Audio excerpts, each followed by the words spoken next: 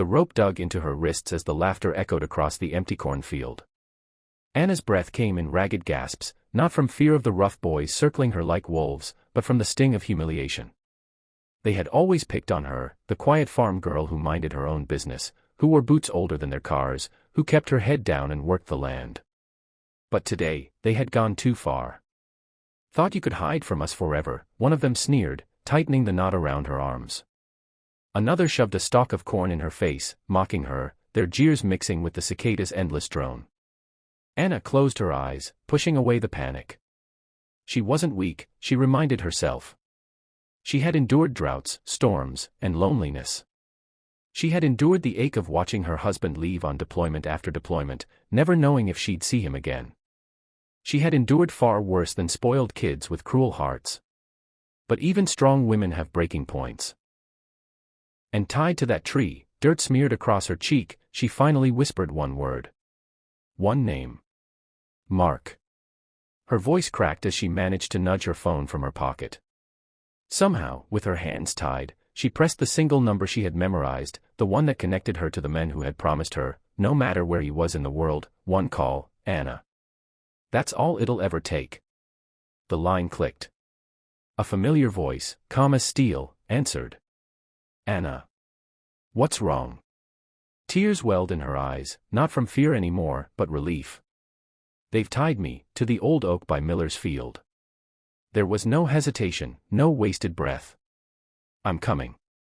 And then the line went dead. Mark was thousands of miles away just weeks ago, in places Anna would never know, fighting battles he could never fully explain. He was a Delta Force operator, trained for the impossible, forged in silence and shadows. But when it came to his wife, there was no mission more urgent. He had just returned stateside, stationed within a few hours of home, when Anna's call came. He didn't think. He didn't stop. He drove like a storm tearing across the countryside, every mile closing the gap between her cry for help and his fury. Meanwhile, the bullies grew bolder. They laughed louder, poked harder, and dared each other to humiliate her further. They thought she was defenseless. They thought she had no one. Until headlights cut through the field like knives. The rumble of a truck engine grew louder, closer, before it screeched to a halt just yards away. The boys froze, suddenly aware that something had shifted. And when the driver's door swung open, silence fell heavy across the cornrows. Mark stepped out. He wasn't a giant, but he carried himself like one. His presence alone sent the air crackling, his eyes scanning, his fists clenched at his sides. He wasn't shouting, wasn't charging, but the storm lived in him, and everyone could feel it. What have you done? His voice was low, calm, but it rolled across the field like thunder. One of the bullies tried to laugh, tried to shrug it off. We were just playing around. No harm done. The words cut off when Mark closed the distance in 2 strides. He didn't raise a hand, didn't need to. He leaned close, his voice dropping to a dangerous whisper only the boy could hear. You ever touch her again, and you'll pray for mercy long before you see me coming.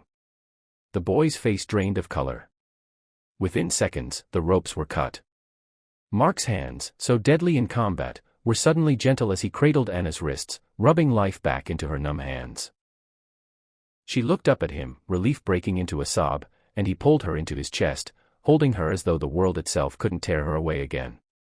The bullies, shaken to their core, scattered into the night, the echo of their arrogance swallowed by fear. They would never bother Anna again. Not after what they had seen in her husband's eyes. Later that night, sitting on the porch beneath a quiet blanket of stars, Anna sipped tea as Mark held her hand.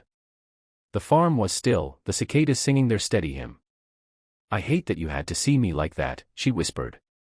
Mark shook his head, brushing a strand of hair from her face. You weren't weak, Anna. You called me. That's strength, knowing when you don't have to fight alone. Her eyes shimmered, reflecting the truth she had always tried to bury. For years she had carried the weight of the farm, the solitude, the waiting. She had convinced herself she had to be unbreakable. But tonight, tied to that tree, she remembered. Strength isn't about never falling. It's about knowing who will catch you when you do. The challenges didn't end that night. The farm would still demand backbreaking work. The shadows of deployment would still haunt their marriage. The scars of cruelty wouldn't vanish overnight. But from that day forward, Anna carried herself differently. She no longer feared being small in a big world, because she knew she wasn't alone. And for the bullies, that night carved a lesson deep into their bones: the quiet ones, the humble ones, the ones you think are powerless, those are the ones who often have the strongest guardians standing in their corner. The story of Anna and Mark spread quietly through the town. Not as gossip, but as a whisper of respect. People began to look at Anna differently, not with pity but with admiration. She was no longer just the quiet farm girl. She was the woman who endured, who loved, and who was loved so fiercely that even the darkest night couldn't hold her. And in that truth lies the message for us all: strength isn't just in fists, or fearlessness, or the ability to stand tall alone. True strength is knowing when to reach out, when to trust, and when to believe that the people who love you will come running, no matter the distance. Because sometimes, all it takes is one call.